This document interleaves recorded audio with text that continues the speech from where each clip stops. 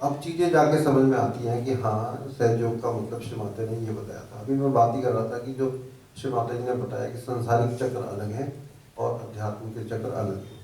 तो सांसारिक चक्रों की जो श्री माता जी ने बातें बताई हैं, वो अमूमन सबको समझ में आ जाती है क्योंकि हम सांसारिक जीवन में जी रहे हैं। लेकिन उससे बाद की जो चीज़ें हैं, वो समझने के लिए उस स्टेट में होना चाहिए। यस। और उस स्टेट को पाने के लिए जब तक आप अपनी ये लेयरिंग अटैचमेंट की और ये कंडीशनिंग की नहीं छोड़ेंगे, तो तब तक वो चीज़ें समझ में भी नहीं आएंगी। आप सुन लेंगे, इस कान से सुन लेंगे, कुछ समय तक आपके पास रहेंगी, लेकिन कुछ समय बाद वो वॉश आउट हो जाएगी क्योंकि आप उसको रिटेन ही नहीं कर पाओगे अंदर।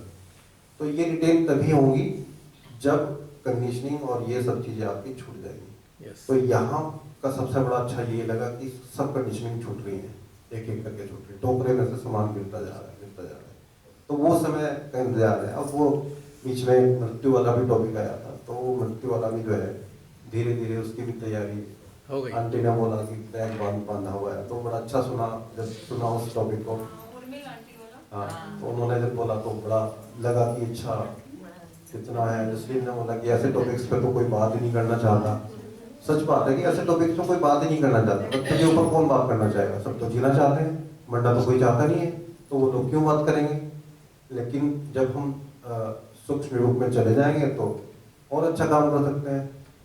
हो सकता है इससे भी ज़्यादा काम कर लें जो अब हम करना चाह रहे हैं। समाज की त्रुटियां हैं, विश्व में इतने सारे जो झगड़े चल रहे हैं, प्रेम अब रहा ही नहीं। श्री माता जी चले गए तो अब देखिए उनके जाने के बाद ही सब इस तरह की चीज़ें, घटनाएं घटित हो रही हैं पूरे विश्व के अंदर। अब कोई बोलने वाला भी नहीं है, ठीक है। जितने भी गुरु बैठे हैं, सो कॉल्ड गुरु, वो क्या बोल रहे हैं? कोई भी इसके ऊपर कोई भी बात करने के लिए तैयार नहीं है। वो तो दुकानदारी है। हाँ, तो उनकी अब पता लगता है कि मानवता के लिए कौन है।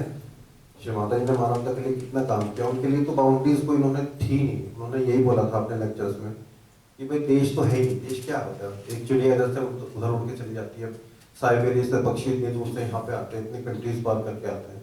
तो बाउंड्रीज क्या है? ऐसी इसी तरह से मानव है, मानव ने खुद की बाउंड्रीज बनाई हुई है, ये कंट्रीज बनाई हुई है। लेकिन मानवता, जब कहीं कोई मानवता मरती है तो उसका दुख होता है क्योंकि वो भगवान ने इस सृष्टि को बनाया है, प्यार से बनाया है।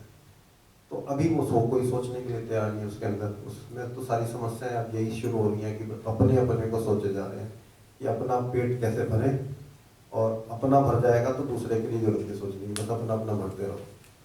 तो मानवता तो खैर नहीं है। और अब आगे हम लोग भी उसी रास्ते पे चले जो श्री माता ने बताया है। कंडीशनिंग छूटेंगी तो शायद वो रास्ता जो है, जो श्री माता जी दिखाना चाहती थी, वो उस रास्ते पे हम कुछ अग्रसर हैं और अच्छा होगा। तो सबसे यही उम्मीदें हैं और श्री माता जी को उसके लिए हृदय से धन्यवाद देते हैं कि माँ, ये सारी जो चीज़ें हैं ये अगर हाँ पहले से मिल जाती तो शायद रास्ता और आसान हो जाता, छोटा हो जाता। लेकिन ठीक है, अभी मिले हैं, लेकिन कोई बात नहीं। वो भी रास्ता जितना भी होगा वो भी पार करेंगे तो कंडीशनिंग छूटेगी और अटैचमेंट छूटेगी, तो धीरे धीरे छूट रही है, वो सारी चीज़ें छूट रही है। इसके लिए मुझे कहना है, जब भूख तीव्र हो तो खाना बड़ा स्वादिष्ट लगता है। तो कोई जल्दी नहीं है, कोई देर नहीं है, सब चीज़ अपने समय पर होती है। इस चीज़ में कोई जल्दी और कोई देर नहीं होती।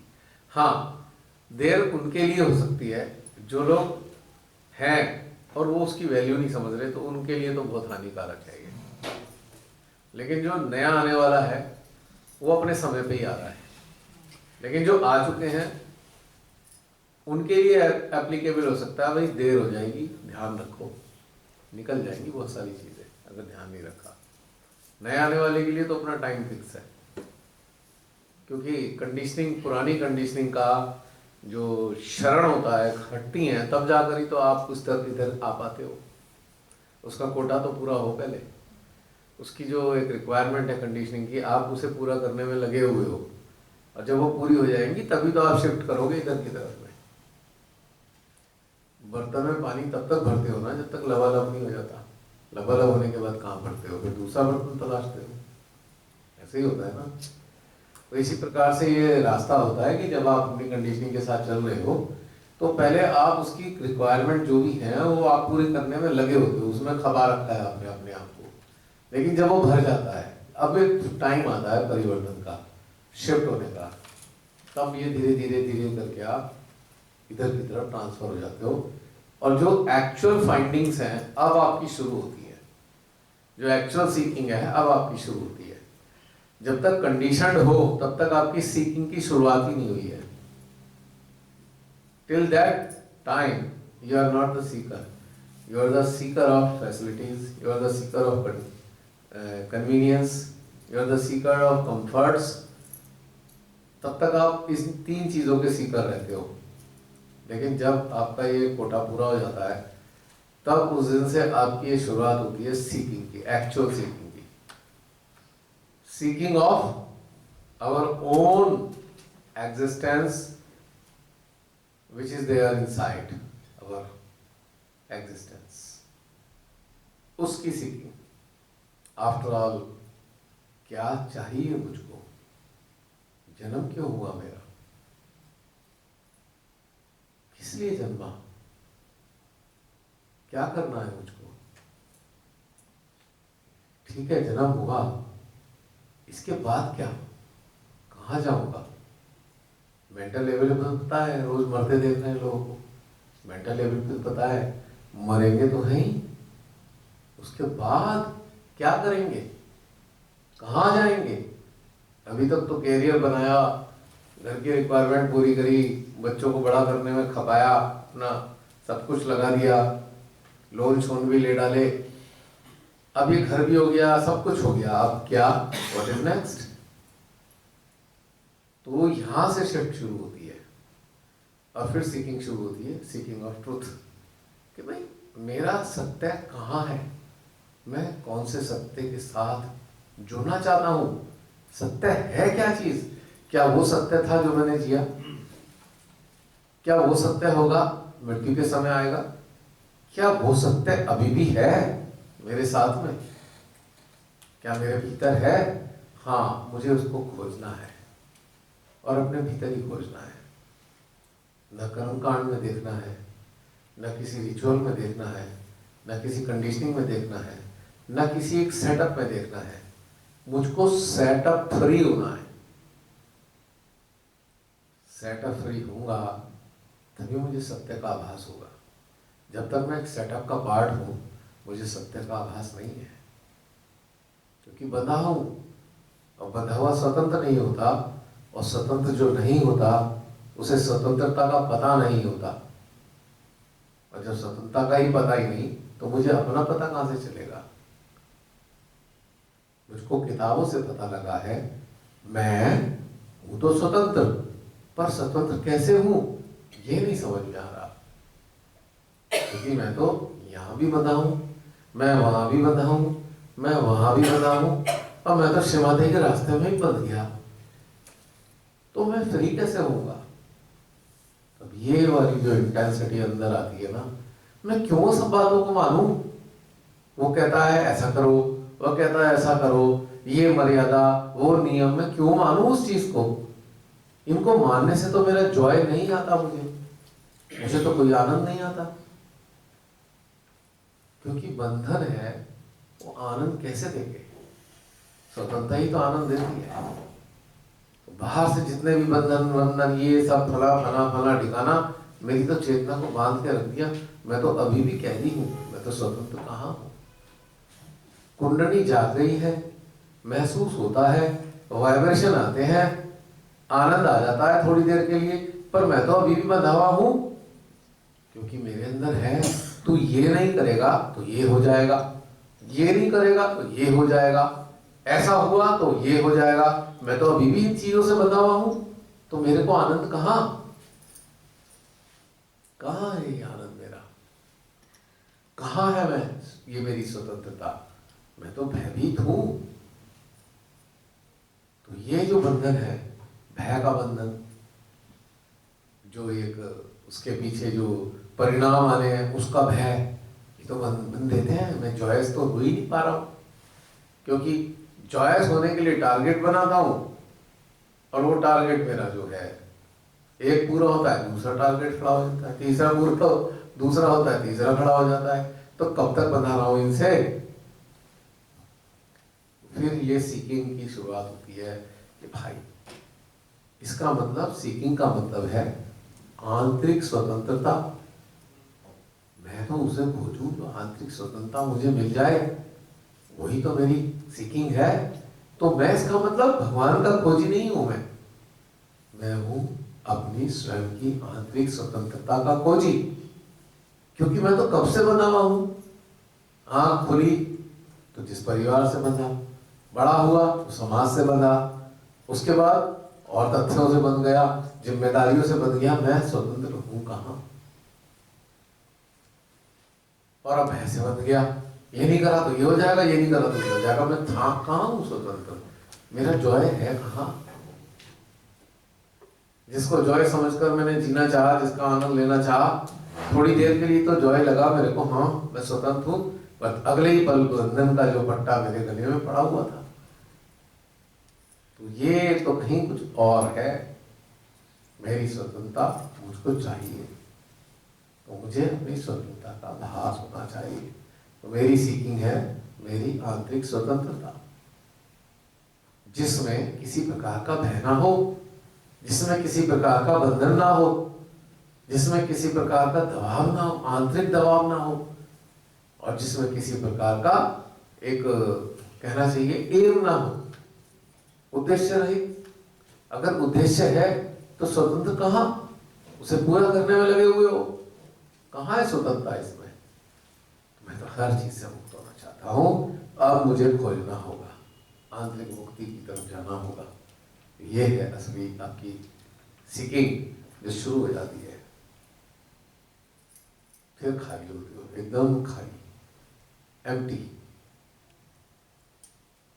अब फिर परमेश्वर ही उसके अंदर अपना प्रेम भरना शुरू कर देती है।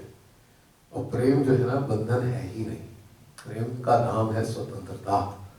वास्तविक स्वतंत्रता जो है वो प्रेम है, क्योंकि प्रेम किसी को ना तो बांधता है ना बंधता है। जो प्रेम बांधने जैसा दिखता है तो वो प्रेम नहीं होता, प्रेम बांधना चाहता है तो वो भी प्रेम नहीं होता। प्रेम तो स्वतंत्रता प्रदाता है, स्वतंत्रता को प्रदान करने वाला है प्रेम। अगर ये है तो वाकई प्रेम है, ये है तो सीकिंग का चरण एक पूरा हो रहा है, मेरी स्वतंत्रता में इजाफा हो रहा है। धीरे धीरे धीरे आपको समझ में आता है, अरे वाह, हाँ कितने जन्मों से बंधा हुआ था, अब स्वतंत्र हूं, अब मेरी चेतना पे कोई शासन नहीं कर सकता, मेरी चेतना किसी कानून से बंध नहीं सकती। कानून में वो मानूंगा जो मेरी चेतना कहेगी। मुझे सरकार के कानून वानून से कोई मतलब नहीं है, दे दो सजा और नहीं मानूंगा। ये है स्वतंत्रता, ये है स्वतंत्रता।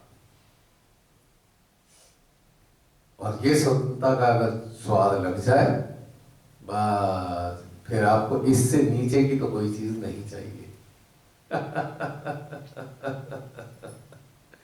क्योंकि ये बहुत बड़ा मुसीबत लेके चल रहे थे हम, पता नहीं कब से लेके चल रहे, अब जाके स्वतंत्र हुए हैं, अब भला कैसे बन सकते हैं?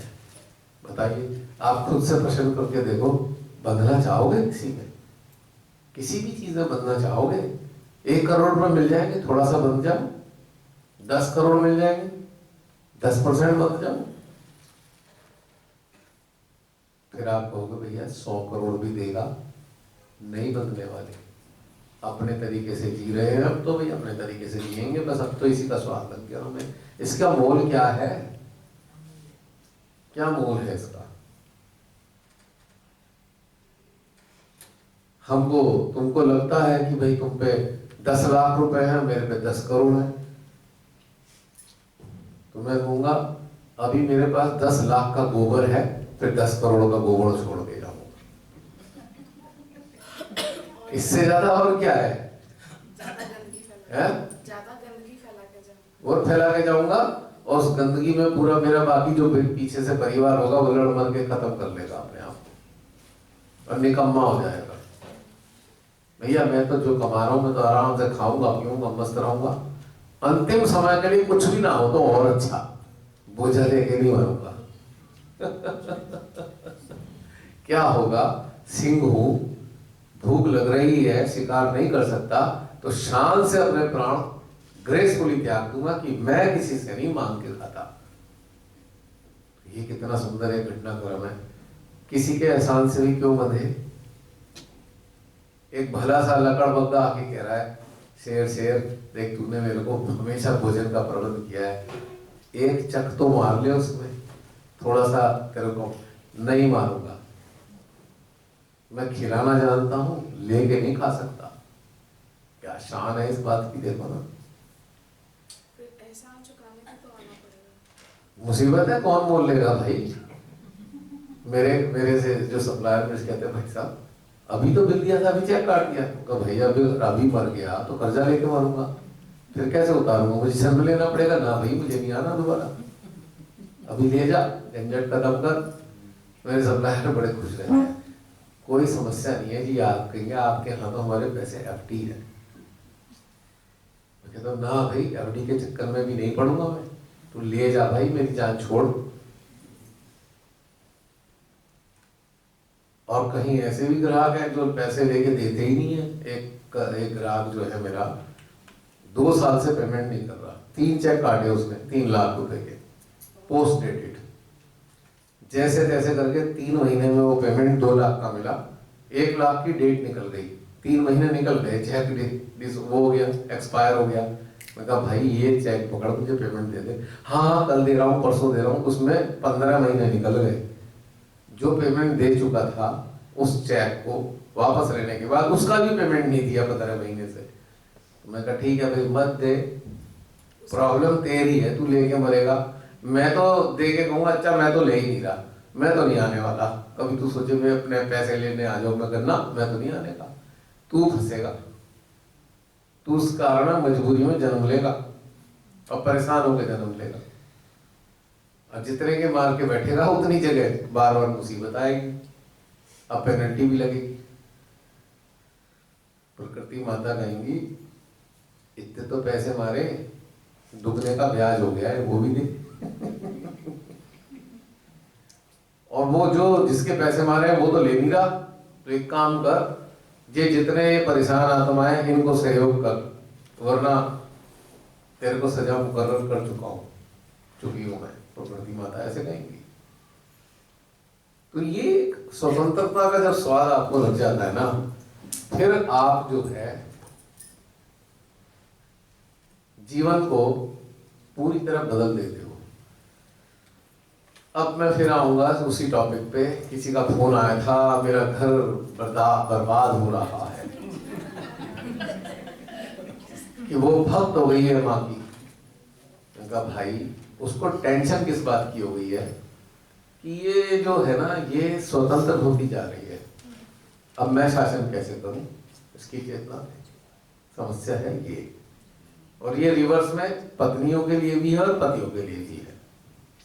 तो यहाँ पे ये टेंशन होती है कि भाई हमारे पे शासन चला नहीं पाएंगे हम, तो शासन चलाने की प्रवृत्ति है तो शासन कैसे चलाए, ये है समस्या सारी। और उसमें उन्होंने 2-4 तमगे जोड़ दिए, मेरे तो घर खराब हो जाएगा। वो घर उनका मतलब ये है कि ऐसा घर हो जो उनके हिसाब से, जैसे मेरे हिसाब से चले, जैसे हमारा देश प्रधान सेवक के हिसाब से चलता है और चलाना चाह रहे हैं, सब कुछ हमारे हिसाब से चलेगा।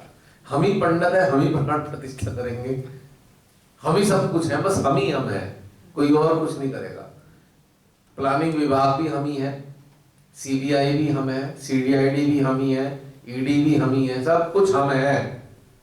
सर्वत्र मैं ही व्याप्त हूं, कृष्ण जी कहते थे ना। तो कृष्ण जी ऐसे काल में मुस्कुरा रहे हैं, सर्वत्र तू ही व्याप्त है। वाकई सही बात है। तो बस 13% काटना पड़ेगा, आ गया टाइम, क्योंकि व्याप्त तो सत्य ही रहेगा, असत्य तो व्याप्त होते हुए भी प्रभावी नहीं रहता। कुछ काल के लिए असत्य प्रभावी होता है, लेकिन उसके बाद सत्य उसको निगल जाता है, खत्म कर देता है सत्य उसको, बिल्कुल जीरो, उसकी एग्जिस्टेंस जीरो हो जाती है। सत्य से असत्य टकराता है तो वो क्या होता है बाद में, टकराने के बाद में सत्य का हिस्सा बन जाता है, मर्ज हो जाता है सत्य में, उसका आ हट जाता है। तो देखो आनाम से हटने वाले हैं आने वाले समय में आनाम वाले हट जाएंगे, अपनी जान बचाने की आफत आ जाएगी इनकी, भैया क्या करें हम, कहाँ जाएं। और इसमें तो कहीं का नहीं छोड़ा हम, पूरी दूसरे देशों में भी हमारी इतनी इंसल्ट हो चुकी है, कोई बाहर का विदेशी भी हम पे विश्वास करने को तैयार नहीं है कि तुमने अपने देश का ये हाल मारा है तो हमारा हाल क्या करोगे, हम नहीं काम देते तुम्हें। आएगा समय एक दिन ऐसा, तो फिर उनका राम राज्य, आ नाम का राम राज्य खत्म हो जाएगा।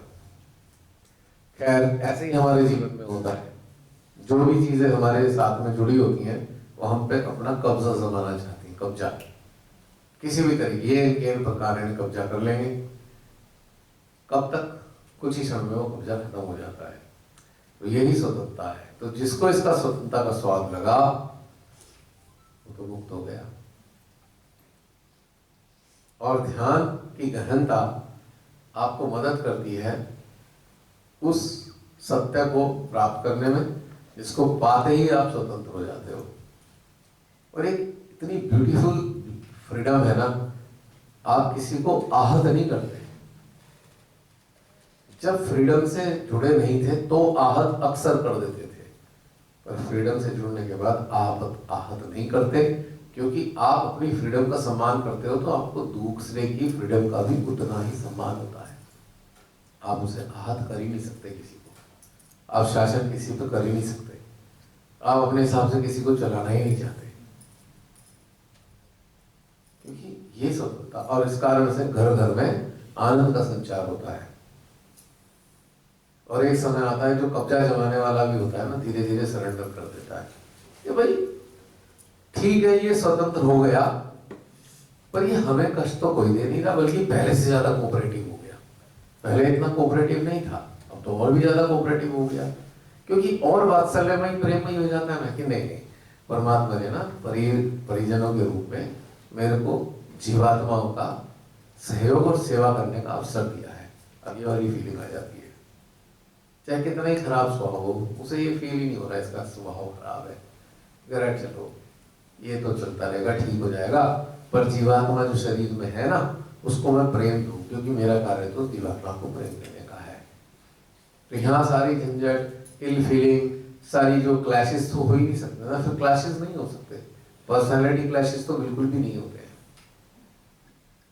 और एक समय आता है जो स्वतंत्रता में स्थित हो जाता है, वो अपनी स्वतंत्रता का जो एक ऊर्जा क्षेत्र है, एनर्जी फील्ड ऑफ फ्रीडम, अब उसका एक्सपेंशन शुरू होता है।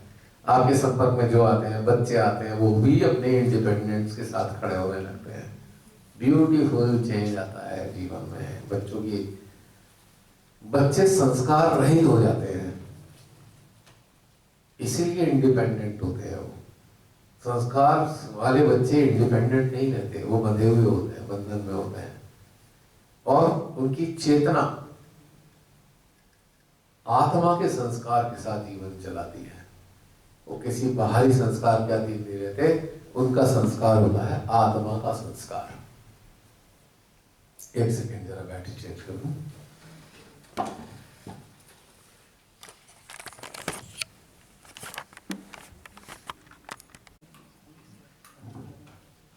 तो बात स्वतंत्रता की थी। अब कोई कहेगा भी पहचान क्या है, कोई स्वतंत्र है, एक क्वेश्चन है भाई, कैसे पता लगेगा ये इंसान स्वतंत्र है? बहुत सरल उत्तर है, जो दूसरे की स्वतंत्रता का मान करे और दूसरे को स्वतंत्रता दे, वही तो स्वतंत्र है। वरना तथाकथित स्वतंत्र तो बंधा हुआ है, वो अपने हिसाब से चलाना चाहता है, तो स्वतंत्र है कहाँ? अब स्वतंत्रता को समझने के लिए भी एक चीज समझनी होगी कि स्वतंत्रता की जो खासियत है, विशेषताएं हैं, स्वतंत्रता की भी कुछ क्वालिटीज होती हैं। सबसे पहली क्वालिटी स्वतंत्रता की है कि स्वतंत्रता मानवता की रक्षक है। जो स्वतंत्रता मानवता की रक्षा नहीं करती वो स्वतंत्रता नहीं, दासता होती है, गुलामी, स्लेवरी होती है। पहली चीज, स्वतंत्र इंसान कभी भी माता प्रकृति को हानि नहीं पहुंचाता। स्वतंत्र इंसान किसी पे अपने संस्कार नहीं लादता, परिवार के संस्कार, इसके संस्कार, उसके संस्कार, एकेडमिक नॉलेज लादता नहीं है, क्योंकि ये एंटी गॉड है। कोई चीज लादना किसी पे भगवान के विपरीत है, विरोधाभास में है। परमात्मा ने एक धरती का सृजन किया और उस पे अनेकों विभिन्न प्रकार के पुष्प रूपी मानवों को स्थापित किया, जिनकी अलग अलग खूबियां हैं, और इन्हीं खूबियों के कारण ये धरती सुंदर है, ये वसुंधरा है। तो अगर किसी की हम विशेषताओं को अपने हिसाब से नष्ट कर देंगे, जीने नहीं देंगे उसको, अपनी सारी चीजें लाद कर उनकी विशेषताओं का सम्मान नहीं करेंगे, तो हम परमात्मा विरोधी हैं। क्योंकि परमात्मा ही भिन्नता के उत्पादक है। भिन्नता परमात्मा ने उत्पन्न की है। प्रकृति शिल्पकार है, परमात्मा उत्पादक है और प्रकृति शिल्पकार है। जैसे राजमिस्त्री होता है ना, और आप उसको मकान बनाने के लिए कहते हो, तो आर्किटेक्ट की गाइडलाइन में, आर्किटेक्ट की गाइडेंस में राजमिस्त्री आपका घर बनाता है, ठेकेदार, और ठेकेदार की उसमें गाइडलाइन में राजमिस्त्री काम करता है। इस प्रकार से सेटअप है। तो परमात्मा तो वो है जो चाहते हैं कि मानव में भिन्न भिन्न चीजें होनी चाहिए, और प्रकृति उनको गढ़ती है, तैयार करती है। तो अगर आप किसी की भिन्नता को, मौलिकता को नष्ट करना चाहते हो, अपनी चीज लाते हो, तो आप परमात्मा विरोधी हो 100%। जो स्वतंत्र है वो कभी आप पे कोई चीज लादता नहीं। तो कहता है अपनी प्रकृति के साथ आगे चलते रहो, उसको दमन नहीं करता उसका, किसी की प्रकृति का, स्वभाव का, बल्कि उसको निखारता है। अच्छा ये वाली चीज है, चलो इसको और उन्नत बनाओ। और स्वतंत्रता मानव को तभी मिलती है जब वो अपने मौलिक स्वभाव को पोषित करते हुए फूल की तरह खिल जाता है। वही स्वतंत्रता है एक्चुअली।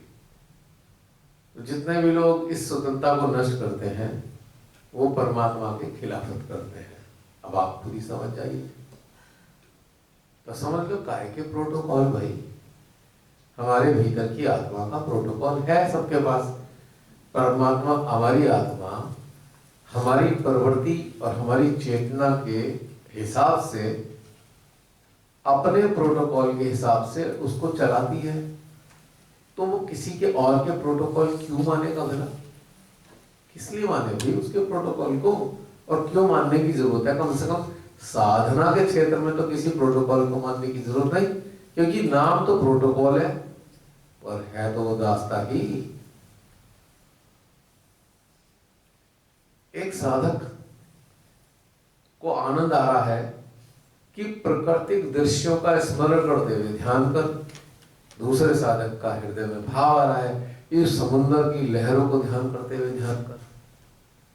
किसी तीसरे का आ रहा है कि पहाड़ियों की चोटियों पर जो सूरज की रोशनी पड़ती है और जो गोल्डन स्नो हो जाती है, उस दिव्य दृश्य को, उस छटा को निहारते हुए ध्यान कर। चौथा साधक चाहता है ये जो कल कल बहती नदी है ना, इसका जो संगीत है, इसको अपने भीतर में अनुभव करते हुए ध्यान कर।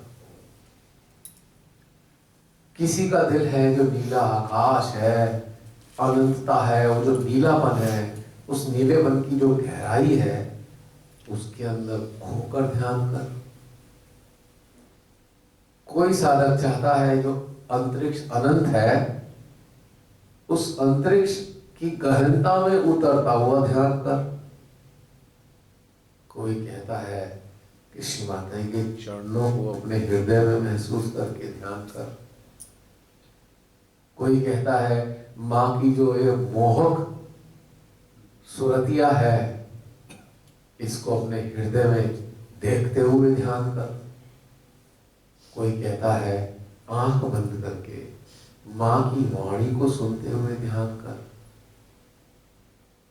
कोई कहता है उगते हुए सूरज की जो बिखरती किरणें से तरंगित होते हुए वातावरण को देखते हुए ध्यान कर। तो कितनी भिन्नता है ध्यान के लिए। अब उस पर कौन सा प्रोटोकॉल ला दोगे भाई? क्योंकि अंदरूनी प्रवृत्ति ये सब दृश्यों का अनुभव करना चाहती है। आप उस पर कुठाराघात करके अपना कोई प्रोटोकॉल कैसे लाद सकते हो? आप ध्यान के तरीके को पेटेंट कैसे कर सकते हो? Completely idiotic idea. क्योंकि ये सारी चीजें आपकी स्वतंत्रता का हनन कर रही हैं। और जानते हो स्वतंत्रता का हनन कौन करता है? बताओ कौन करता है स्वतंत्रता का हनन? जो खुद गुलाम होता है। दास ही दासता की तरफ ले जाता है और स्वतंत्र स्वतंत्रता की तरफ ले जाता है। जैसा जो है वैसा वो फैलाता है। इसलिए भिन्नता का समावेश साधकों के वेश में मौजूद है। नहीं तो ये अगर विलक्षण चीजें हम समझ गए तो लादा लूदी खत्म।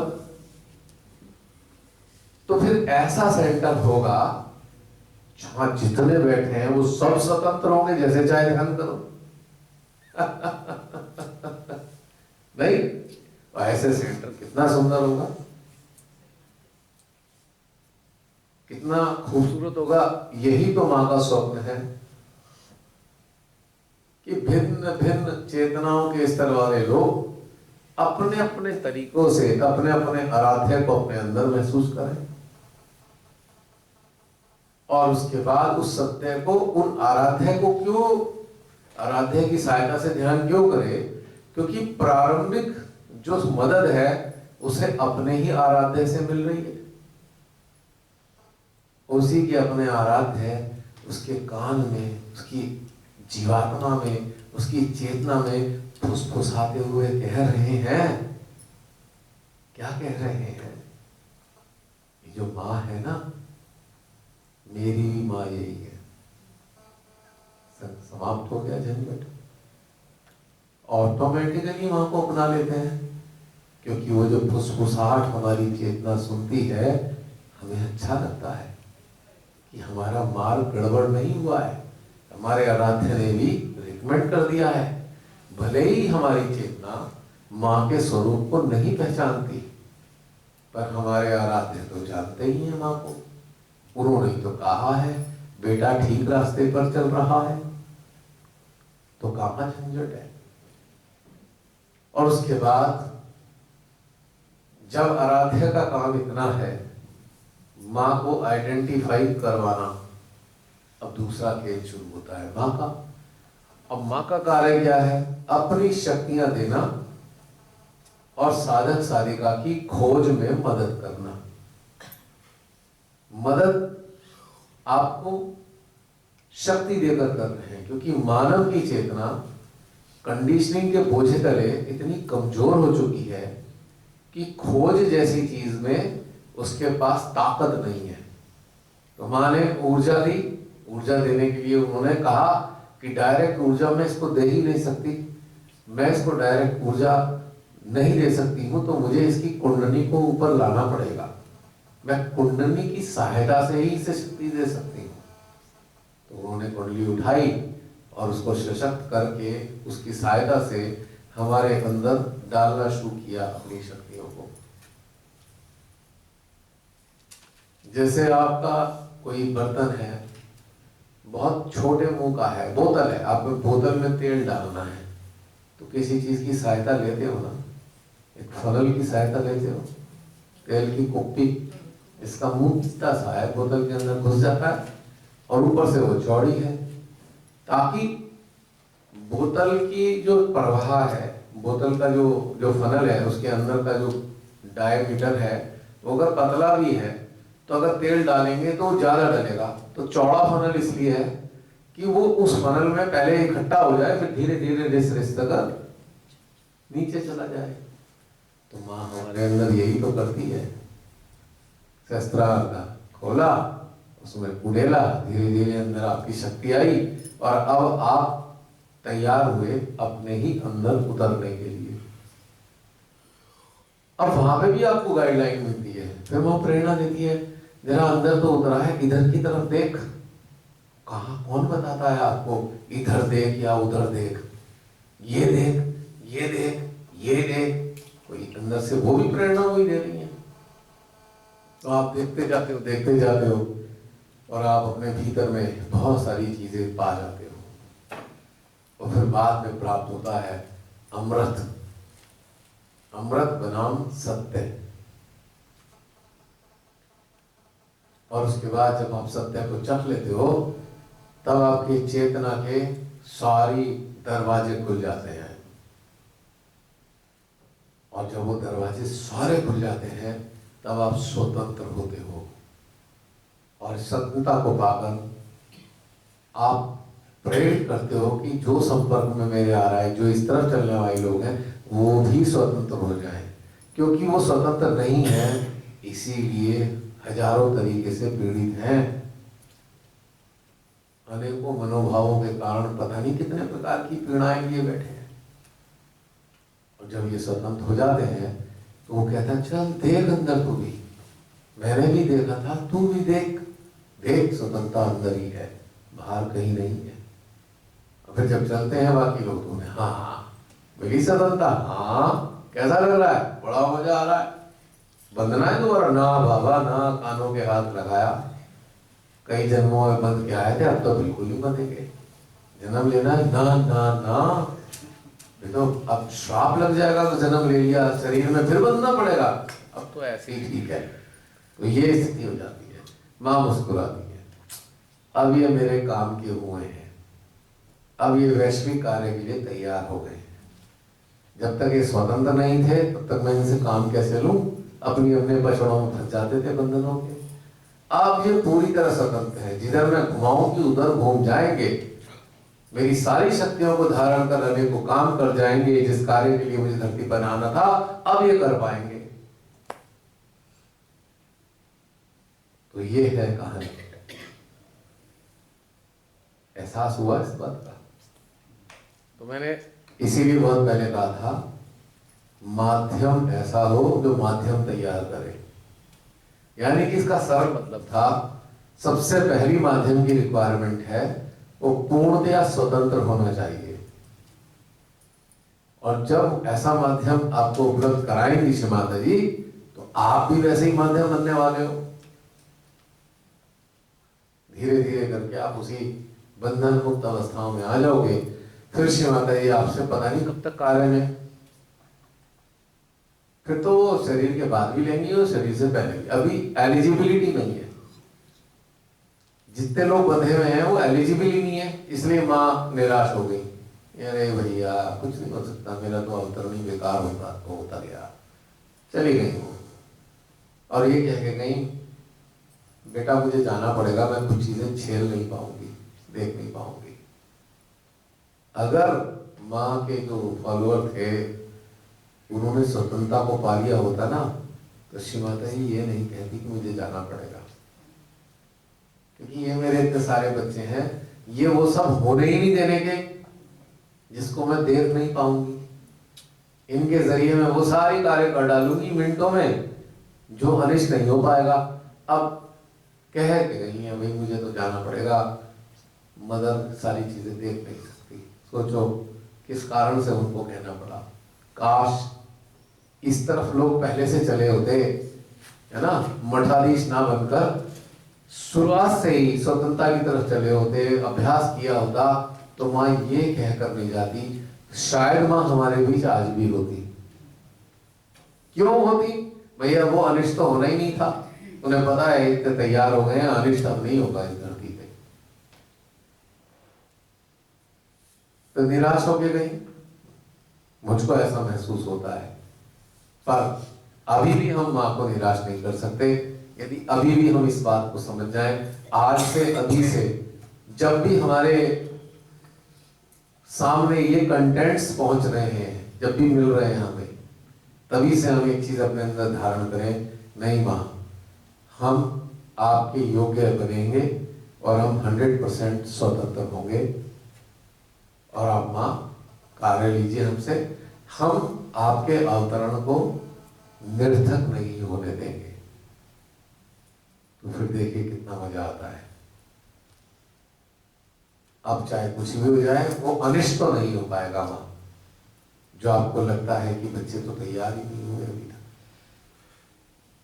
ये तो भजन संध्याओं में लग गए, गहनता में उतरने की जगह भजन संध्याओं में लग गए, फिर धंधा शुरू कर दिया, उसी स्थान और पता नहीं क्या क्या बेच रहे हैं। अब तो पॉलिटिक्स में भी आ गए, तो क्या होगा? इसलिए तो निराशा है। माँ तो सब जानती है। तो ये समस्या है कि जो स्वतंत्रता है अगर नहीं है, तो हम परमेश्वरी शक्तियों के योग्य नहीं है। हम जो परम है हमसे कार्य नहीं ले सकते। तो फिर क्या होगा? नेक्स्ट स्टेप श्री महादेव का कार्य शुरू हो जाएगा, और ये पूरी धीरे धीरे हर चीज नष्ट होनी शुरू हो जाएगी। Decaying process as started now. तो एक ही संदेश है हमारा, तो अपनी अंतर चेतना में पूर्णतया स्वतंत्रता को हासिल करो, और जैसे ही करोगे उसी दिन आपको एडॉप्ट करने की शक्तियां ऑटोमेटिकली एडॉप्ट हो जाओगे। आपको कुछ नहीं कहना पड़ेगा, और आपको हैरानी होगी। एक बात बताऊं मैं आपको, बहुत इंटरेस्टिंग बात बता रहा हूं। जिस पल जिस घड़ी में आप पूर्ण स्वतंत्रता का आभास करोगे, उसी क्षण ऊर्जा की नदी आपके सिस्टम में बहनी शुरू। नदी कह रहा हूं मैं, शावर की बात नहीं कर रहा। और इसी बात से आपको पता लग जाएगा हम मुक्त हो चुके, अपनी स्वतंत्रता में खड़े हैं। मेरी बात याद आएगी उस वक्त आपको, जब ये घटनाक्रम होगा आपके अंदर, तो समझ जाना आज का दिन है हमारी उस उपलब्धि का, चिर प्रतिष्ठित उपलब्धि, आंतरिक स्वतंत्रता में स्थित होने का। और इसी क्षण से शक्तियां अपना कार्य आपसे कराने लग गई है। 100% मैं बता रहा हूं, ऐसा आपको होगा। फिर आपको अपना सब चीज समझ में आ जाएगा, अपना यहाँ होने का कारण पता लग जाएगा, सब कुछ आप जान जाओगे, कोई आपका भ्रम नहीं होगा। यानी कि आप स्वतंत्रता के प्रतीक बनेंगे। You will become the symbol of freedom, entire freedom, complete freedom. और संस्कार विहीन होंगे। संस्कार के नाम पर आपके पास कुछ नहीं होगा।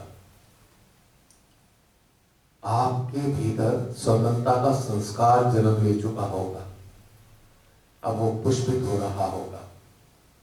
और संस्कार का जो, स्वतंत्रता का जो संस्कार है, उस संस्कार रहित अवस्था में ही पड़ता है।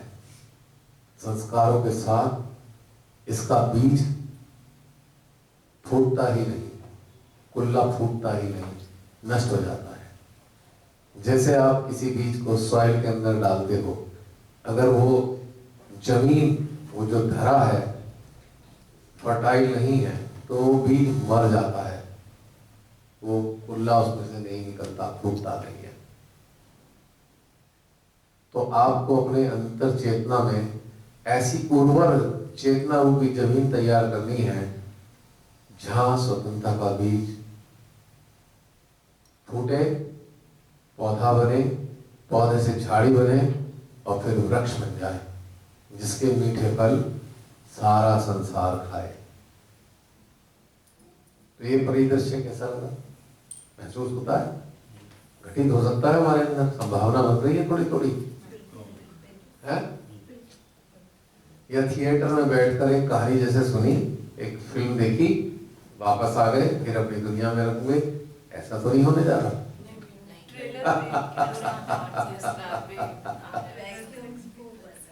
है? क्या वैक्यूम बन रहा है? अब इस वैक्यूम को होता रहे, ऐसी इसकी इसी धरा अपने अंदर तैयार रखना, वैक्यूम बनता रहे, ऐसा वातावरण तैयार रखना अपने अंदर लगातार। आपने जितने भी बातें बताई है वो हमारा हृदय पूरी तरह से ले रहा है, अंदर ले रहा है, वैक्यूम के साथ, पूरा एनर्जी के साथ।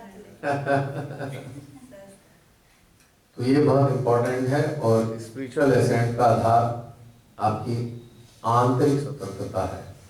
मैं बाहरी स्वतंत्रता की बात क्यों नहीं कर रहा हूं? क्योंकि बाहरी स्वतंत्रता नाम की कोई चीज होती ही नहीं। आपका बाह्य अस्तित्व कर्तव्यों से बंधा हुआ है और बंधा होना चाहिए। जो भी आपको जोड़े गए हैं, आपको उनके प्रति कर्तव्य प्रधान होना ही चाहिए। इसलिए मैंने आंतरिक स्वतंत्रता की बात करी है। मिसअंडरस्टूड ना करें। आप अपने कर्तव्य से विमुख होंगे तो आप अंदर से स्वतंत्र नहीं हो सकते। कर्तव्य प्रधान मानव ही अंदर से स्वतंत्र होता है। क्योंकि वो अंदर से स्वतंत्र है, इसलिए बड़ी सुंदरता से अपने कर्तव्य पूरे कर पाता है। जो बंधा है वो कर्तव्यों में भी पूरी तरह खरा नहीं उतर सकता। एक मुक्त चेतना ही अपने कर्तव्यों को बहुत अच्छे से निभा पाती है और बड़े कलात्मक तरीके से निभाती है। जैसे हम कहेंगे ना, हींग लगे ना फिटकरी, रंग भी आए चोखा, जो इस तथ्य को ना समझे वो हर जन्म में खाए धोखा।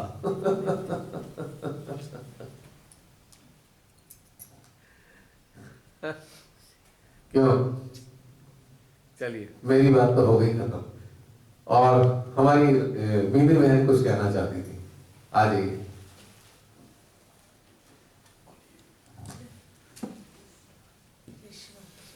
आवाज।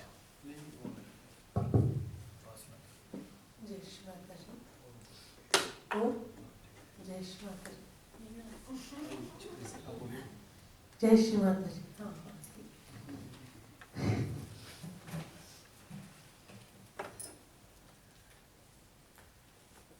स्टार्टिंग से क्या हुआ? नाम से start अच्छा, जो आपको आ रहा है नाम तो सारे मेरा जानते ही होंगे। आ रही है बात। मिनी शर्मा आ गई। जम्मू, ऐसे तो जम्मू से हूँ लेकिन अभी इस टाइम में थाना में। तो ये जो जर्नी स्टार्ट हुई भैया के साथ, जो कह सकते हैं, जो सेशन मैंने सुने उनके साथ जो स्टार्ट हुई, उसके बाद जो चेंज आया ज़िंदगी में, उसकी यही बात कहूँगी कि पहले जिन चीज़ों को बिल्कुल समझ नहीं पाते थे, जिनका पता नहीं होता था कि ये हमें अंदर से ये चीज़ जो आ रही है ये क्या है और ये क्यों है, लेकिन कुछ नहीं पता चलता था। लेकिन जैसे जैसे ध्यान के वीडियोस के साथ ध्यान किया तो उन चीज़ों को समझना शुरू हुए। नहीं, हमें तो ये चीज़ होती थी लेकिन हमें पता नहीं था कि वो क्यों होती थी, हमें कोई बताने वाला नहीं था, इसलिए पता नहीं चलता था। तो फिर धीरे धीरे इन चीज़ों को समझना शुरू कर दिया और ज़िंदगी में बहुत ज़्यादा परिवर्तन आया। परिवर्तन ये आया कि किसी चीज़ में मतलब कि अब वो नहीं था कि ये इसको कंडीशनिंग कि अब इसको करना ही करना है। पहले ये होता नहीं, उन्होंने बोला है तो नहीं इसको करना है, किसी भी तरह से इधर से करो उधर से करो, लेकिन अब नहीं होता था ये चीज़। कंडीशनिंग तो बिल्कुल ही निकल ही गई है, कुछ भी नहीं रहा है वो चीज़। और दूसरा ये है कि जैसे भैया ने अभी बच्चों के लिए बोला, तो बच्चों के लिए भी मेरे मन में यही है कि शायद माँ की कृपा है कि उन्होंने मुझे इस साइड लाया और उससे उनको भी मैं ऐसी चीज़ें बोल पाती हूँ जो वो समझते हैं। उनको लगता है, जैसे मैं बच्चों को हमेशा कहती हूँ, बेटा किसी भी फील्ड में आप जाओ, झूठ के सहारे कभी मत चलना, जो बात है उसे सच हमेशा बोलना और सच्चाई के साथ ही चलना। जैसे अभी कुछ दिन पहले की बात है, मेरे बेटे ने फ़ोन किया कि मम्मा मुझे ना जॉब मिल गई है इंटर में, वो इंटर्नशिप कर रहा था वो बेंगलोर में, तो उसको उसमें ही जॉब मिल गई है मम्मा मुझे उसी कंपनी में। लेकिन जॉब के 3-4 दिन के बाद ही ना उसको इंटर से ही दूसरी जो उनकी कंपनी थी उन्होंने भी ऑफर दी। तो उसने उनको साफ साफ ये बात बोल दी कि सर मैं जिस कंपनी ने मुझे पहले ले लिया है मैं इसी में काम करूँगा, इन्होंने मेरे लिए बड़े एफर्ट किए हैं, मैं आपकी कंपनी में नहीं आऊँगा। चाहे हो सकता है वहाँ उसको ज़्यादा मिल रहा हो मतलब उस चीज़ को ये सुन के मुझे बड़ा अच्छा लगा कि बच्चों को इस चीज़ की समझ आए कि नहीं हमें क्या गलत है और क्या सही है, कैसे करना चाहिए। ये परिवर्तन बहुत ज़्यादा बच्चों के अंदर आया, पहले भी थे ठीक है, लेकिन अब बहुत ज़्यादा इस चीज़ का आया है। तो बाकी दूसरा ये है कि इधर आने की जब बात हुई थी, सब कुछ बुकिंग वगैरह सब कुछ हो गया, तो 20-25 दिन पहले ही इनके ट्रांसफ़र ऑर्डर आने का शुरू हो गई बात के वहाँ श्रीनगर में स्टार्ट हो रही है ना ट्रेन, तो अब वहाँ पे लाइन पड़ रही है इसकी इलेक्ट्रिकल लाइन। तो इलेक्ट्रिकल लाइन के लिए उन्होंने कहा कि किसी को आप जो एक्सपीरियंस बंदा उसको भेजो, जितनी जल्दी हो सकता है हमने ट्रेन स्टार्ट करनी है। तो 20-25 दिन पहले ही इनके ऑर्डर आ गए। ऐसे तो 4 साल का टेन्योर होता है, लेकिन अभी हमें लुधियाना आए 1.5 साल ही हुए हैं, तो उन्होंने 1.5 साल में ही इनके ट्रांसफ़र के लिए बोला। तो मैं इनसे ये बोलूँ कि अगर ट्रांसफ़र का चक्कर पड़ गया, मैं तो जयपुर मैंने जाना है, मैं रुक नहीं सकती, वो तो मैं ज़रूर जाऊँगी। बस आप मुझे ऑर्डर के 3-4 दिन के बाद सिर्फ 2 दिन दे देना, मैं 2 दिन में पैकिंग कर दूँगी, लेकिन मैं वहाँ से होके आऊँगी तभी करूँगी सारा। लेकिन ये कुछ श्री माता जी की ऐसी कृपा थी कि इनके ऑर्डर आने में भी थोड़ा सा 5-7 दिन और डिले हो गए। कोई अफसर छुट्टी पे चला गया तो उसके साइन नहीं हो पाए तो डिले हो गए। तो मैं अंदर से बड़ी खुश थी कि चलो अब मेरा काम हो जाएगा। अब कल इनके ऑर्डर आ गए हैं और इनकी ट्रांसफ़र हो गई है कटरा। तो कल इन्होंने मुझे फ़ोन किया था शाम को, तो कह लगे चलो कोई नहीं, अब आप वहाँ से आ जाओ, फिर 2 दिन में ही पैकिंग कर लेंगे, फिर चले जाएंगे। तो ये चीज़ है कि अगर आप दिल से ये चीज़ करते हो कि नहीं मुझे इस चीज़ को पाना है और मुझे इस चीज़ यहाँ जाना है, तो माँ भी उसमें उनका साथ देती है। ये चीज़ मेरे अंदर हमेशा रही है कि माँ भी उस चीज़ में उनका साथ देती है। क्योंकि इसका तथ्य आपको शायद मालूम हो या ना हो, क्योंकि श्री माता जी रचनाकार हैं। सत्य को 3 भागों में विभक्त करके उन्होंने काल का निर्माण किया है। सत्य को 3 भागों में विभक्त करके उन्होंने काल का निर्माण किया, और इस 3 भागों की आवश्यकता संसार को सुचारू रूप से चलाने में है। संसार व्यवस्थित होता है 3 काल से, पूरी व्यवस्था इसी से बनती है। अब जो वो निर्मात्री हैं और उन्होंने काल को भी निर्धारित खुद किया है, तो अपने बच्चों के लिए काल को आगे पीछे करना तो उनका मिनटों का काम है।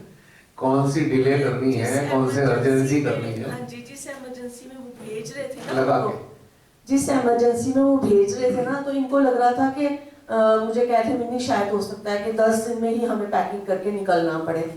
तो मुझे यही था कि नहीं पहले मैं वहाँ से होके आ जाऊँ। तो लोहड़ी के आसपास ही को आया था ये मैसेज कि आपको जाना पड़ेगा। तो बस यही है कि मेरा ये पूरा हो गया कि मैं यहाँ आ गई बस। अब यहाँ आके आपको कैसा महसूस होता है? यहाँ आके तो जिस दिन से कल से सुबह से ही बहुत ऐसा लग रहा है कि जैसे जो पाना था वो तो पा ही चुके हैं, अब और इससे अच्छा मतलब सब सारी कलेक्टिविटी को देख के, सबके जो ध्यान के स्तर को देख के ऐसा लगता है नहीं यही मतलब कि जो है बस यही है और इसके बाद कुछ भी नहीं है।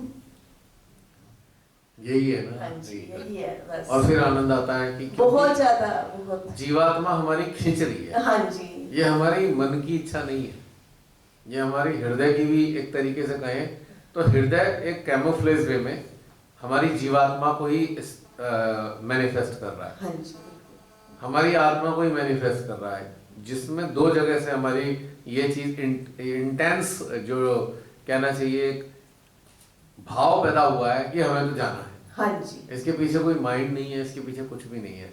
एक रिक्वायरमेंट है हमारी सोल की, हमारी स्पिरिट की रिक्वायरमेंट है, और तीसरी हमारी चेतना की रिक्वायरमेंट है। हाँ जी। तीनों के कारण ही हमारे अंदर ये भाव पैदा होता है, नहीं हमें तो जाना है। और एक चीज और होती है भैया, जब मैंने यहाँ आना होता है ना, तो जैसे सिर्फ इनको और बच्चों को पता होता है कि मैंने आना है। मैं किसी थर्ड पर्सन को मतलब कि बताने की इच्छा ही नहीं होती कि मैं जा रही हूँ। मुझे जरूरत ही नहीं है किसी को बताने की कि मैंने वहाँ जाना है, हमारा सेशन है, जो कुछ भी है। किसी को कल को पता चले नहीं चले, मुझे कोई फर्क नहीं पड़ता। अब बताना क्यों नहीं चाहिए, इसमें ही मेरा कुछ बताना है। हाँ जी, बताना क्यों नहीं चाहिए। जब भी किसी आप सदकार्य पे जाएं, डोंट डिस्क्लोज इट। बस उतनों को ही पता होना चाहिए जो कंसर्न है। हमारे कलेक्टिव को पता होना चाहिए कि आप आ रहे हो, क्योंकि हम सब एक ही उसमें हैं। हाँ जी, कारण मैं बता रहा हूँ, ये संसारिक जीवन के कार्यों में भी आप इस्तेमाल कर सकते हो। देखिए, शैतान कहाँ पर है? डेविल कहाँ पर है? मन में। डेमन कहाँ पर है? मन में। तो जिनको आप खुशी खुशी बता रहे हो वो एनलाइटेड नहीं है, तो उनके अंदर कौन एक्टिव हो जाएंगे? डेविल और डीमन। वो आपको आपके सारे रास्ते को रोकने का प्रयास करेंगे। हाँ जी, पूरी ताकत लगा देंगे वो भी, क्योंकि वो आपको कम ताकतवर होता देख नहीं पा रहे। उन्हें पता है ये ताकतवर हो जाएंगे तो हमारा खेल सारा खराब हो जाएगा, हमें भागना पड़ेगा। हाँ जी, जो हमारे संपर्क में है, परिजन या जो भी मित्र हैं, उनके अंदर ये बबली व्यवस्था है, तो वो सक्रिय हो जाते हैं। वो सबसे पहले आप ही की बाधाएं खड़ी करते हैं, और ये मेरा बहुत बार का अनुभव है। मैंने कई लोगों से कहता हूँ, अच्छी चीजों के लिए डोंट डिस्क्लोज टू एनीवन। और जबकि मैं, हमारे बच्चे और मेरे हस्बैंड वो भी नहीं बताते किसी को भी कि मैं गई हूँ। बिल्कुल उनको पता है कि मैं मना करके आती हूँ पहले। सबको पता है कि मैं घर में हूँ। जो फोन आते हैं, अभी आए 3-4 फोन रिश्तेदारों के, हाँ ठीक हूँ, कुछ नहीं कहना, बोलना ही नहीं कि हूँ कहाँ पे। कंसर्न लोगों के अलावा हाँ जी, जो आपके हितैषी हैं, किसी को नहीं बतानी चाहिए। हाँ जी, क्योंकि उनके अंदर बैठे हुए जो शैतान और राक्षस हैं, जो माइंड के अंदर बैठे हैं, माइंड को कंट्रोल कर रहे हैं, वो सक्रिय हो गए तो आपके लिए 1000 समस्याएं खड़ी हो जाती हैं। तो ये बात बिल्कुल क्लियर है। मैं ये सारी ये बातें केवल साधारण सहजियों के लिए नहीं है, ये आम जीवन में जो साधारण मानव भी हैं, जो जी रहे हैं, उनको भी ये फॉलो करना चाहिए। कोई अच्छी चीजें आपके जीवन में होने जा रही हैं तो उन्हें पहले से ढिंढोरा पीटने की जरूरत नहीं है। इसके जर्नल टर्म में नजर लगना टेक्स्ट बोल देते हैं ना, बैड। और नजर क्या लगनी है, ये एक्टिव हो जाते हैं डेविल्स। और खास तौर से जागृति के कामों को तो बिल्कुल केवल उतने ही लोगों को बताओ जो आपके जीवन में महत्व रखते हैं, ना किसी को बताने की जरूरत नहीं है। और रहा सवाल सहयोग का, सहयोग को भी उन्हें जो साथ में जुड़ रहे हैं, ऐसे लोगों को बिल्कुल मैं इसमें स्पेशल लिख के भेजता हूँ। ये जो प्रोग्राम है, ये किसी ग्रुप में मत डाल लो, ईमेल इंटर में मत डालो 11th वर्कशॉप का, या आगे भी कोई वर्कशॉप होगा, क्योंकि वो लोग कंसर्न नहीं है अभी, वो इस लेवल पे नहीं है अभी। धीरे धीरे उनके लिए तैयार हो रहा है ग्राउंड, तो उनके अंदर का डेविल या डीमन एक्टिव हो गया तो उनके लिए बड़ी समस्या हो जाएगी। और बहुत से लोग तो ग्रुप में भी फिर वो होते हैं ना, वो नहीं होते डिटेक्टिव डबल क्रॉस एजेंट, तो बहुत से ऐसे भी होते हैं। भैया इसके लिए एक बात बताना चाहती हूँ, पता नहीं जी। मुझे इस टाइम बतानी चाहिए या नहीं। बताइए, खुल के एक्चुअली बताइए। क्या हुआ, हमारे मेडिटेशन ग्रुप में जो शायद वो सुने भी बाद में, ज्योति जी हैं, उन्होंने मुझे कॉल किया। हम कोई 1.5 महीना पहले की बात है, तो बेटी का एग्जाम दिलवाने हम उसके कॉलेज गए हुए थे, बाहर ही खड़ी थी मैं, तो उनका कॉल आया। तो वो जम्मू के हैं, तो बड़े सालों के बाद उनका कॉल आया, तो मेरे पास उनका नंबर था। तो मैं मन में सोचू कि ये मुझे आज क्यों फ़ोन कर रहे हैं, बड़े सालों इन्होंने फ़ोन नहीं किया।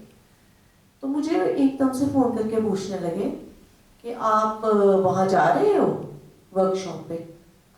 मैं ना किसी को बताती नहीं हूँ ना, तो मैंने उनको बोला, मैं कहा कौन सी वर्कशॉप? वो जो मेडिटेशन वाली है हमारी, मैं भी हूँ उसमें। मैंने कहा आप भी हो उसमें? हाँ मैं तो उसमें हूँ, मैं तो आपके बड़ी पहले से हूँ। वो मुझे ऐसे कह रहे हैं कि जैसे पता नहीं कि, मैंने कहा नहीं कोई बात नहीं, मुझे पता है कि आप मेरे से पहले हो सकते हो, मैं तो बड़ी लेट आई हूँ इस ग्रुप में, तो लेकिन मैंने आपको कभी बात करते हुए मैंने नहीं देखा उनको। ना मैंने उनका कभी नाम पढ़ा उसमें, ना मैंने उनको कभी सामने देखा, ना कभी बात करते हुए देखा। तो इसलिए मैं उनसे क्या कहती, मैंने उनको कहा मैंने तो आपको कभी देखा नहीं उसमें मेडिटेशन सोल वाले ग्रुप में। नहीं नहीं, मैं बड़ी देर से हूँ उसमें, तो आप जा रहे हो? तो मैंने उनको कहा, मैंने कहा मेरा भी कोई पक्का पता नहीं है कि मुझे नहीं लगता कि मैं जा पाऊंगी या नहीं, तो बाकी ये मैं रमनी दीदी से बात करेंगे, फिर उसके बाद देखेंगे, सोचेंगे कि पता नहीं हम जा भी पाएंगे नहीं।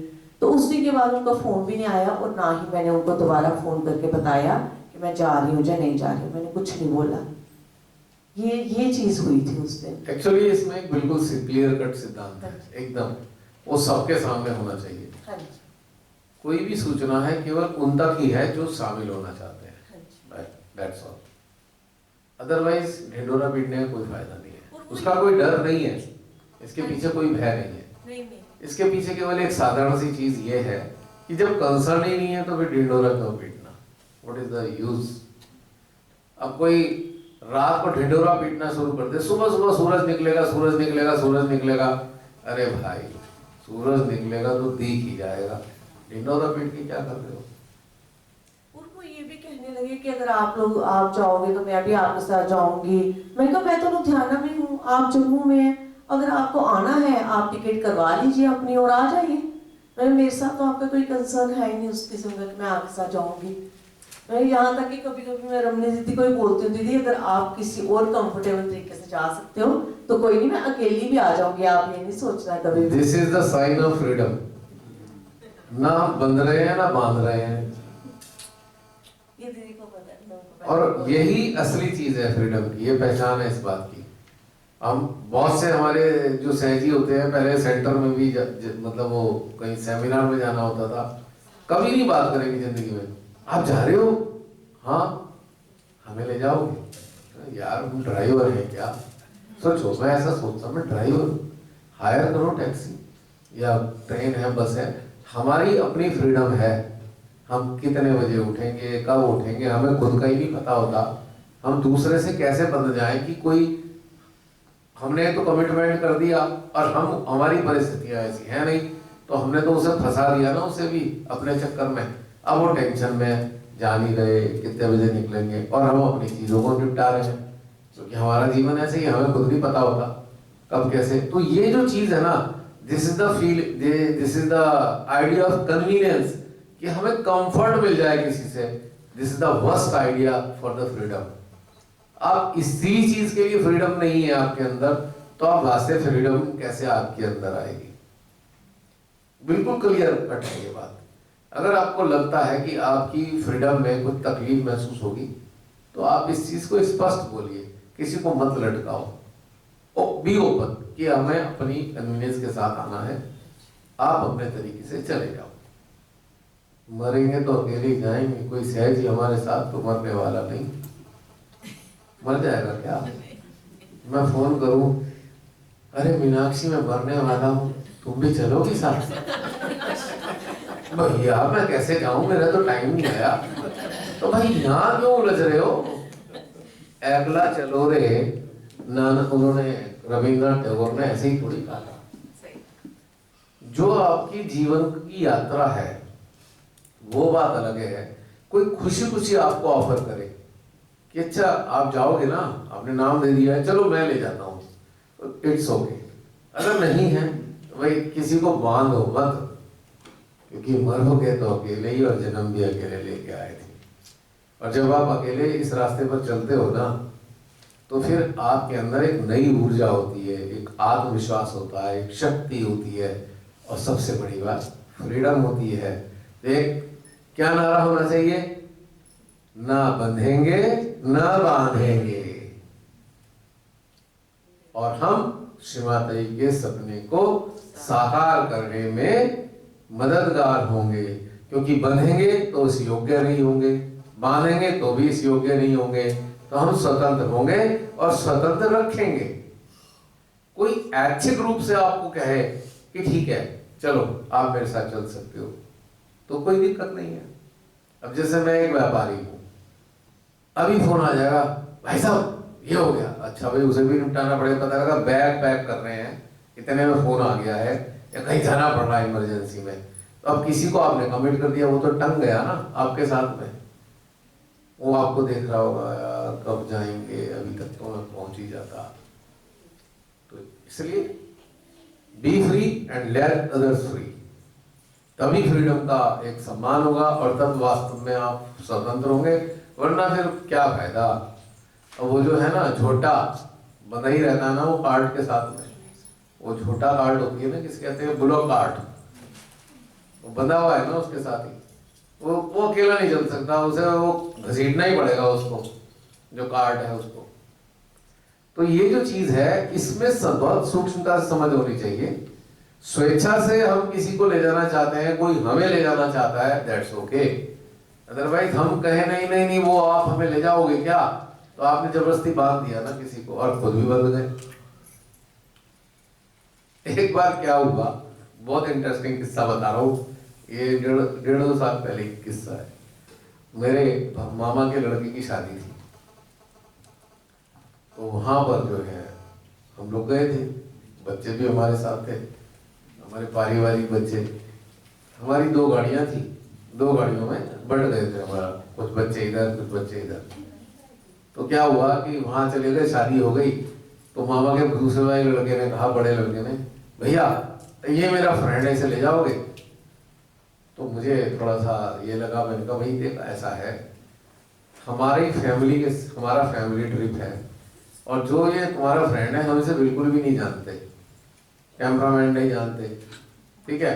तो मेरा भांजा भी साथ था, अच्छा मामा ठीक है मैं ले जाऊंगा। मैं चल मेरा साहब, मैं कहा अब आए, अब पता लगेगा तेरे को। तो क्या हुआ कि वो तो उसने बैठा गया, इतना बड़ा अटैचा उसका था और अटैचा आए ना, जैसे तैसे करके ठूस ठास के घुसा दिया। अब हमारे बच्चे तो बड़ा खुश हो गए कि भैया ये नहीं है हमारे साथ में, उनकी स्वतंत्रता, वो मजे करते हुए आ रहे हैं।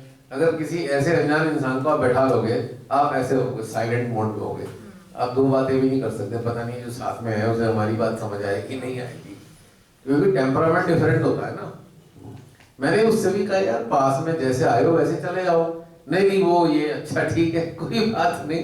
क्या हुआ, इंटरेस्टिंग बात ये हुई कि उन्होंने कहा नहीं मुझे ना वहाँ पे नोएडा में रहता हूँ, आप उधर से गुजरोगे मुझको छोड़ दो। ठीक है चल भैया कोई बात नहीं, साथ में बैठ गया वो उधर दूसरी वाली गाड़ी में। और उसके पापा, मेरे भांजे के पापा मेरे पास आ गए।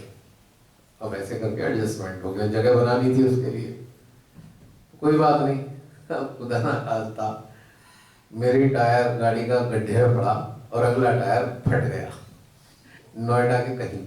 वो बेचारा फंस गया हमारे साथ, अच्छा खासा पहुंच जाता है 2-2.5 घंटे लेट। मैं उसकी तरफ देख रहा था, कन्वीनियंस देख ले, कन्वीनियंस देख रहा है ना, जैसे आया था वैसे चला जाता, कोई समस्या नहीं होती। अब फंसा तो उसकी बेचारे की हालत ये हो रही थी, ना तो उतरते बन रहा ना वो कहते बन रहा कि अब मैं क्या करूं, फंसा हुआ है। फिर उसने कहा भैया अच्छा है, मैं फोन करा उसने, मैं वो मंगा रहा हूँ, ओला कोई मिल जाए। ओला मंगाई, तब हो गया।